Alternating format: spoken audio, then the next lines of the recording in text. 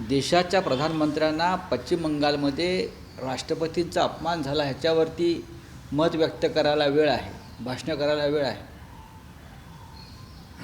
पण या देशाचा अपमान होतो आहे सातत्यानं अमेरिकेसारख्या राष्ट्राकडून, सार्वभौम या राष्ट्राचा. त्याच्यावरती ते बोलायला तयार नाही. अलीकडच्या काळामध्ये हा देश अमेरिकेचा गुलाम होताना दिसतो. गुलामगिरीची भाषा कोण करते? भारत अमेरिकेचा गुलाम नाही.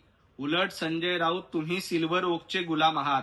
शरद पवारांच्या घरी जाऊन धुनी भांडी करणाऱ्यांनी पंतप्रधान नरेंद्र मोदीजींवर टीका करू नये. आपलं अर्ध आयुष्य सिल्व्हर ओकची गुलामी करण्यामध्ये गेलंय. आता उरलेलं आयुष्य सोनिया गांधी आणि राहुल गांधींची गुलामी करण्यामध्ये व्यतीत करतायत. तुम्ही पवारांची गुलामगिरी करता, तुम्ही सोनिया गांधींची गुलामगिरी करता. त्यामुळं जे स्वतः गुलाम आहेत त्यांनी इतरांवर बोलू नये, तो त्यांना अधिकार नाही.